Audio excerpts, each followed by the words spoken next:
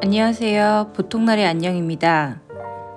이번 영상에서는 댓글로 질문을 남겨주신 것을 중심으로 저의 하루 일과를 진짜 브이로그처럼 만들어 봤습니다. 어색할 수도 있을 것 같은데요. 재밌게 봐주세요. 10시에 일어나서 1시간 정도는 약 먹고 좀 멍하게 있는 시간이 있어요. 그래서 보통 11시 반쯤에 하루의 첫 움직임을 시작할 수 있습니다. 정신이 없어서 약 먹고 멍 때리고 이런 영상까지는 찍을 수가 없어서 영상의 시작은 가습기로 하겠습니다. 사실 저 최근에 가습기 샀거든요. 저렴이 가습기를 2개에 4만 원을 주고 사서 쓰다가 전기가 갑자기 터져가지고 정말 많이 놀랐었거든요. 식물 때문에 겨울에는 가습기를 종일 틀어야 되는데 저렴이들이 눈에 들어와서 그거 사갖고 쓰다가 정말 큰일 치를 뻔했습니다. 심사숙고해서 메이드 인 코리아 제품으로 큰맘 먹고 장만했습니다. 가습기는 저렴이 쓰지 말라고 하네요. 정말 위험했습니다. 아침에는 주로 식물을 둘러보는데 순둥한 녀석인데 하엽이 3개나 진 게 눈에 들어왔습니다. 시간이 지나서 자연스럽게 하엽이 질 수도 있지만 식물의 상태가 좋지 않다는 시그널일 수도 있기 때문에 얘는 당분간 좀 지켜봐야 될 것 같습니다. 얘는 힘의 몬스테라라고 기르기 까다롭지 않은 제법 잘 자라는 녀석인데 좀 걱정이 되네요. 이 힘의 몬스테라가 위로 이렇게 타고 올라가면 정말 예쁘더라고요. 그래서 저도 얘를 사서 위로 이렇게 태워 올리려고 키우고 있습니다. 식물 다듬는 김에 칼라데아 오르비폴리아의 줄기 부분을 좀 정리를 해줍니다. 이 오르비폴리아는 정말 예쁜 이미지를 제가 핀터레스트에서 보고 2포트나 샀는데 이렇게 조그매졌습니다. 여름 장마철에도 잎이 다 타버려서 정말 황당했었거든요.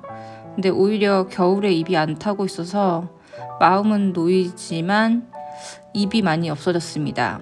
이 오르비폴리아를 잘 키우는 분들이 정말 고수님들이신 것 같아요. 저는 완전 초보고요. 저희 집의 식물들은 대부분 키우기 쉬운 애들로 이루어진 다 순둥이들이에요. 화분을 키우면서 청소를 해도 언제나 바닥에 흙이 떨어져 있어요. 그래서 그때그때 보일 때마다 청소기로 조금씩 치워줍니다. 화분 선반대에도 떨어진 잎이나 흙이 있어가지고 청소기로 이렇게 치워주고 있습니다. 처음에는 걸레로 닦았는데 해보니까 걸레보다 청소기가 더 편하고 흙이 또 다른 곳에 안 떨어져가지고 간단히 치울 수 있어서 이렇게 많이 하고 있습니다. 저한테 식물 잘 키우는 재능이 있다고 말씀해 주시는 분이 있는데 그 말씀이 저는 정말 창피했어요. 이 식물 조금만 키워보시는 분들은 아시겠지만 저는 정말 쉬운 애들만 키우고 있거든요. 키우기 어려운 좀 난이도 높은 애들은 저도 처참하게 보내버린 일들이 많이 있었습니다. 식물을 키우는 것은 다른 것도 마찬가지겠지만 장비빨이 중요한 것 같아요. 집에 식물이 잘 자라지 않는다면 저는 식물등을 놓는 것을 정말 추천합니다. 저는 식물 전구만 사고 스탠드는 그냥 저렴히 사서 쓰고 있는데요. 인테리어 효과도 있고 식물이 자라는데 정말 드라마틱한 효과를 볼 수 있습니다.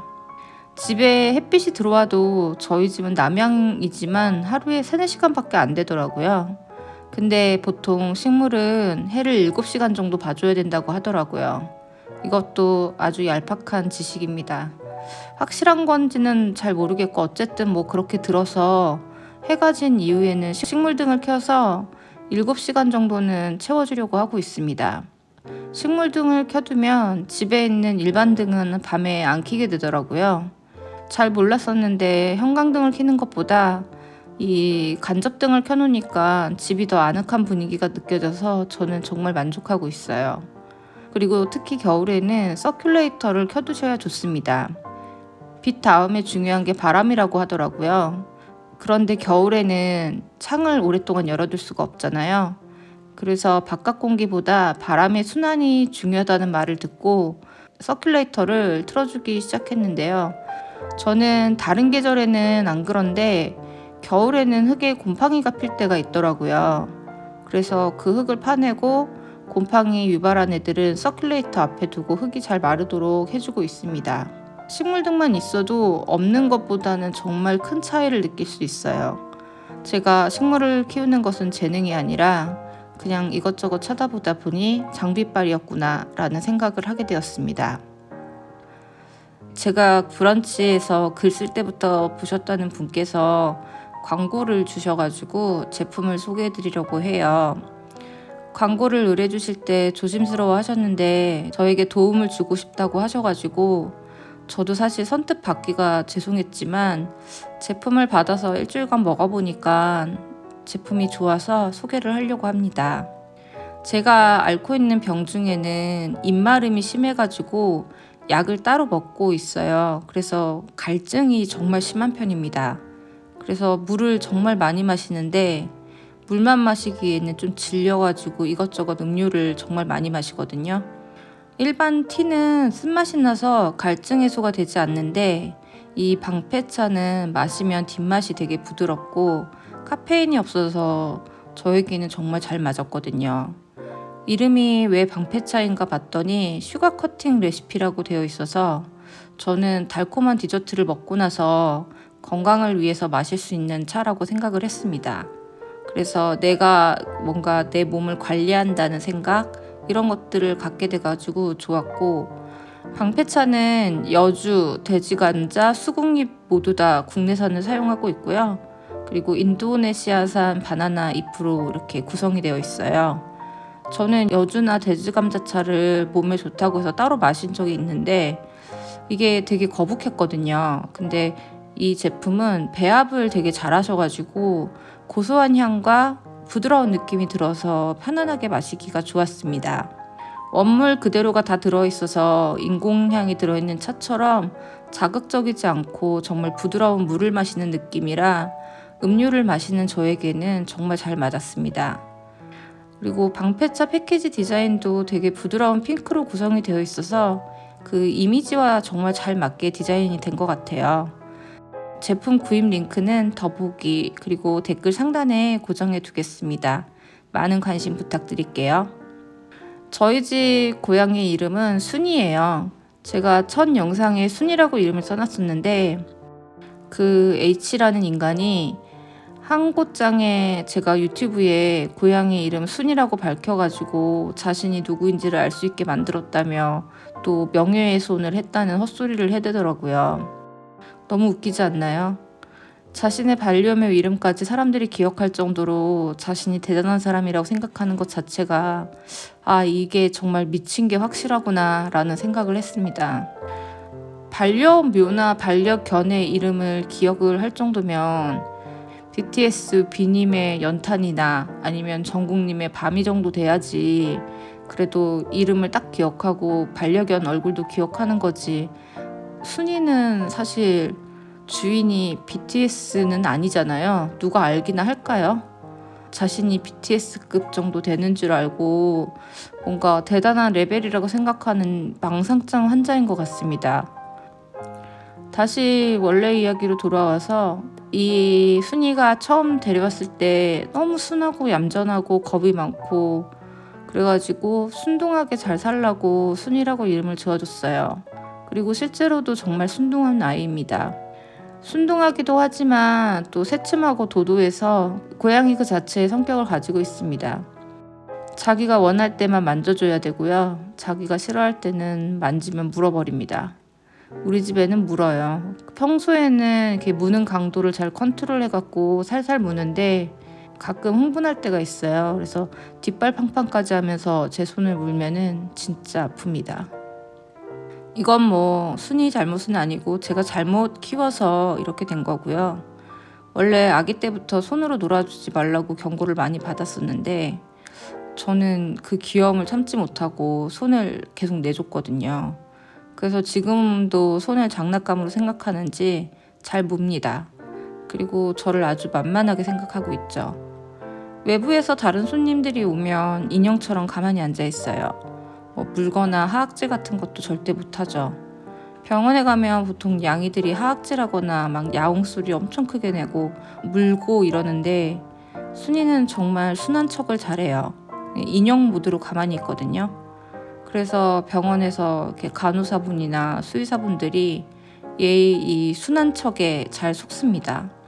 하지만 그 이중적인 면은 저만 알 수 있습니다. 식물을 냥이가 건들지 않냐는 질문이 있었는데 저희 냥님은 겁이 엄청 많아가지고 처음 화분을 데려왔을 때 흙을 째려보더라고요. 그 뒤로는 화분이 늘어나도 별로 관심이 없었어요. 지금까지 위에 올려둔 물건을 한 번도 떨어뜨린 적이 없을 정도로 정말 조심성이 많은 아이라서 화분을 떨어뜨리거나 흙을 만지거나 이런 일은 한 번도 없었어요. 물론 먹지도 않습니다. 그래서 식물과 냥이 함께 잘 동거를 하고 있습니다. 오늘의 물시중을 들 식물님들입니다. 일요일에는 정말 엄청난 물주기를 했었고 거기서 빠졌던 시기가 다른 애들이 남아서 물을 주려고 합니다. 샤워기로 입샤워를 다시 켜주는데 화분을 옮기고 왔다 갔다 하는 게 좀 힘들기는 해요. 대신 물을 줄 때는 정말 모든 것이 씻겨 내려가는 것처럼 시원하고 기분이 정말 좋습니다. 저는 입샤워를 계속 시켜주고 있어서 화분이 많아도 집에 벌레는 없습니다.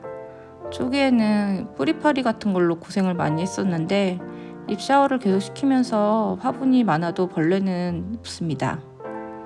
밥은 오후 4시 이후에 먹어요. 일어나서 보통 고구마나 과일을 먹는데 공복을 즐기는 것도 괜찮다는 이야기를 듣고 공복 시간을 잘 보내다 보니 또 그 기분도 괜찮아서 점심과 저녁 사이에 밥을 먹습니다. 저는 귀리와 쌀을 섞어서 밥을 하고 있고요. 밥을 이렇게 하면 무조건 통에 넣어서 냉동실에 넣어서 먹어요. 밥통에 밥을 보관하면 맛이 떨어지기도 하고 밥솥이 전기요금이 많이 나간다고 해가지고 바로 소분을 해버립니다. 오늘은 어제 먹었던 우삼겹 구운 거랑 남은 닭갈비를 처리할 거예요. 닭갈비는 마켓컬리에서 이렇게 되게 싸게 파는 게 있거든요. 근데 그거 진짜 맛있어요. 그래서 야채랑 마늘을 넣고 볶으면 정말 닭갈비집에서 시킨 것 같은 맛이 납니다. 그리고 당근을 좋아해서 당근을 이렇게 채를 썰어서 볶아둡니다. 그냥도 먹고 비빔밥에 넣어서도 먹고 그래요. 그리고 시금치 넣고 된장 풀어서 국도 끓여서 두고 먹고 있습니다. 이렇게 국을 끓이면 한 4일 정도는 먹는 것 같아요. 혼자 살기 때문에 만들어둔 음식을 다 먹기 전까지는 새로운 음식은 하지 않습니다. 매일 같은 음식 먹는 게 저는 싫지 않거든요. 비빔밥 같은 경우에도 저는 몇 달 동안 계속 그것만 먹기도 했었고 밥도 잘 챙겨 먹는 편입니다. 외식이나 배달은 하지 않고요.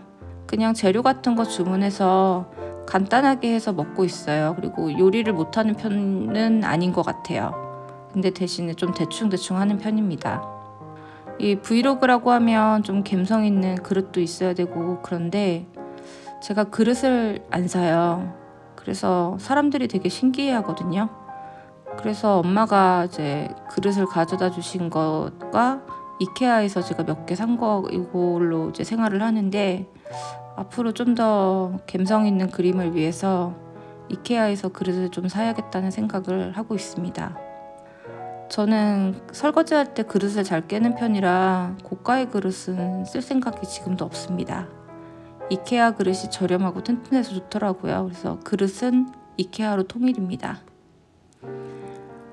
바닥에 놓여진 화분이 정리가 안 돼서 협탁을 하나 주문했습니다. 다행히 조립을 안 해도 되네요. 식물을 키우면서 이렇게 인테리어에 관심이 많이 생겼습니다. 그래서 식물이 집에 있으니까 공간이 되게 아늑해지고 집에 있는 시간이 더 좋은 것 같아요. 보스턴 고사리의 멋진 잎을 잘 보이도록 위에 배치하고 그다음에 엔젤 스킨답소스가 꼬불꼬불 붙은 게 꽃핀 것처럼 정말 예쁘거든요. 이 스킨답소스라고 하는 애들은 정말 다 잘 크는 것 같아요. 종류도 되게 다양하고 그리고 가격도 되게 싸요. 그래서 똥손인 분들은 정말 키우기가 좋은 것 같습니다.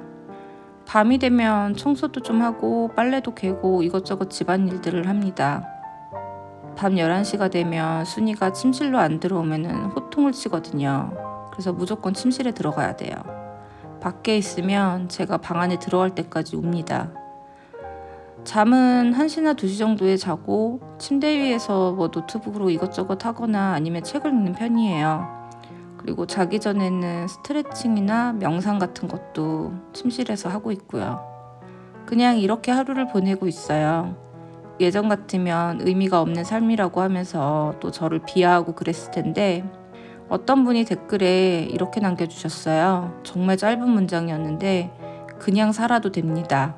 라는 정말 묵직한 문장을 남겨주셨거든요. 근데 그 말이 왜 그렇게 오랫동안 기억에 남는지 모르겠어요. 그리고 정말 위로가 많이 되는 무심한 문장이었거든요. 그냥 살아도 됩니다. 그래서 그냥 살아보기로 했어요. 그냥 살아보니까 또 그 안에서 재미도 있고 좋은 것 같습니다. 예, 지금 너무 좋아요. 그냥 살지만 이렇게 사는 것도 나쁘진 않습니다. 꼭 의미 있는 대단한 일을 해야 하는 건 아닌 것 같아요. 하루에 일어나는 작은 일들을 하면서 그렇게 즐겁게 살아가고 있습니다. 끝까지 봐주셔서 감사합니다.